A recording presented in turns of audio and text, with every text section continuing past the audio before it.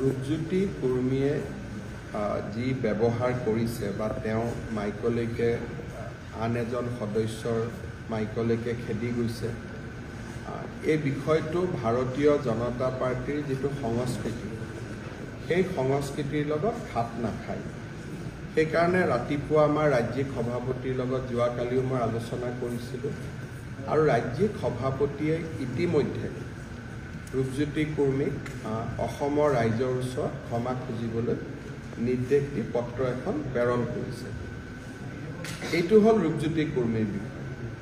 কিন্তু বিধায়ক অখিল গগৈ ডাঙৰীয়া, ৰূপজ্যোতি কুৰ্মী এগৰাকী চাহ জনজাতিৰ বিধায়ক, এটা নিপীড়িত নিষ্পেষিত জনগোষ্ঠীৰ পৰা তেওঁ অসম বিধানসভালৈ আহিছে।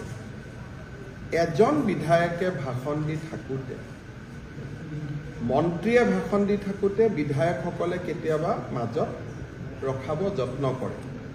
কিন্তু যোৱাকালি মই যেতিয়া ভিডিঅ'টো ভাল কৰি চাইছোঁ, তাত এটা দেখা পাইছোঁ যে ৰূপজ্যোতি কুৰ্মীয়ে ভাষণ দি থাকোঁতে অখিল গগৈ ডাঙৰীয়াই বাৰে বাৰে তেওঁক বাধা দিবলৈ চেষ্টা কৰি আছিল।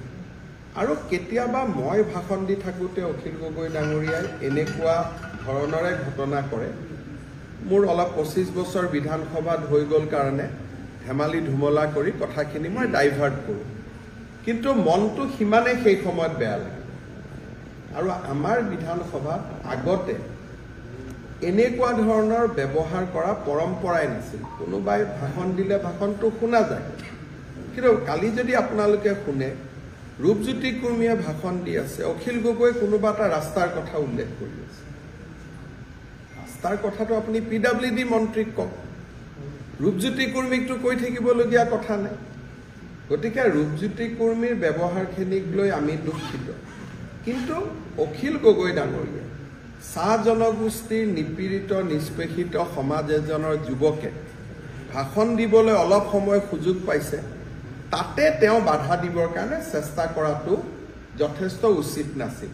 গতিকে কোনোবাই ৰূপজ্যোতি কুৰ্মীৰ ব্যৱহাৰৰ 2 মিনিটৰ ভিডিঅ'টো নাচাই যদি 5 মিনিট আগৰ পৰা 5 মিনিট পিছলৈকে চায়, মই ভাবোঁ ৰূপজ্যোতি কুৰ্মীৰ লগতে অখিল গগৈ ডাঙৰীয়াই ৰাইজৰ ওচৰত ক্ষমা খুজিবলগীয়া হ'ব।